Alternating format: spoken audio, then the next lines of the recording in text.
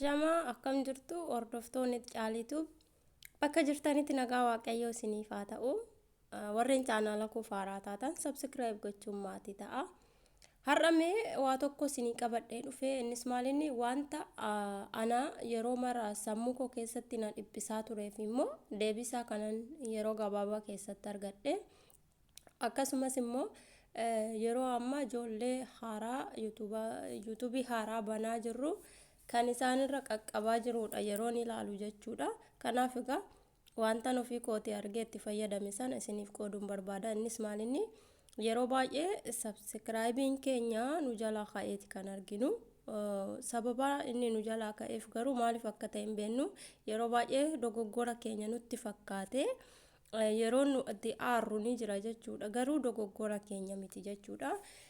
Subscribe keenya kan nu jalaa hir'achuu danda'uuf inni tokkoffaanii yoo har'a fakkeenya ani nama tokkoof har'a subscribe godheef namni sunis deebisee anaaf yoo naaf godhe guyyaa har'aa keessa jechuudha.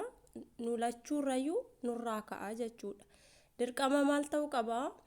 Ani har'a nama tokkoof subscribe waan godhee namni sun immoo bulee boruusaa naa gochuu qaba. Guyyaa tokko nuti lachuu waliif goona yoo ta'e nu lachuurrayyuu ni ka'a jechuudha.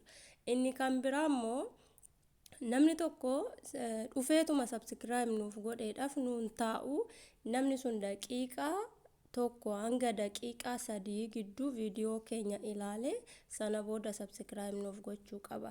Sana asitti yookiin ammum dhufee ammuma seenetum subscribe nuuf godhee bahee yoo ta'e garuu wantichi sun ammas deebi'ee nurraa kan ka'u ta'a jechuudha. Dogoggora mataa keenya otoo hin ta'in wantoota namoonni taasisaniidhaan kan nurraa ka'aa deemudha. Isa kana sirreeffannu warreen haaraa taate jechuudha.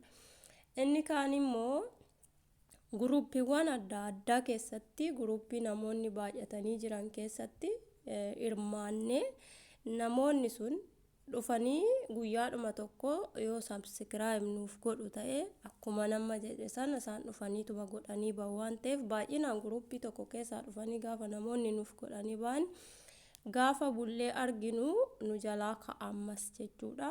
Dogoggora keenya otoo hin ta'in ammas maalinni dogoggora namoonni nuuf taasisan sanarraa kan dhufe nu jalaa kaasuu danda'a.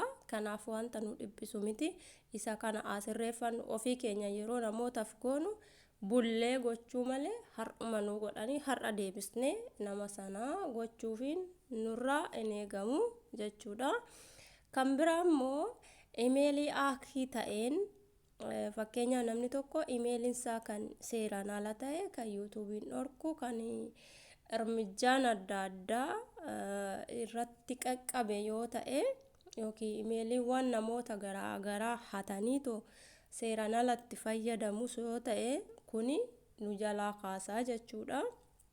Isaan kana egaa wantoota akkasii kana nuti warroota haaraa taane kan argachuu dandeenyu yuutuubaroota gurguddoo jala deemne dogoggora akkasii yogguu nu jalaa uumamutti isaan irraa barachuu qabna jechuudha. Kanaaf har'a fakkeenyaaf namoota baay'ee of jalatti yeroon argutti wanta akkanaa warreen isaan irratti raawwate kan hin argaa ture anarrattis kan raawwachaa turedha jechuudha. Kanaaf kun dogoggora nuti raawwannu osoo hin ta'in dogoggora wantoota kanaan dhufan waan ta'eef yeroo wantoonni akkasii nurratti raawwatu itti dhiphachuu fi ofitti aaruu yookiin dogoggora mataa kan kootiti jennee aaruun nurra hin jiru jechuudha. Galatooma.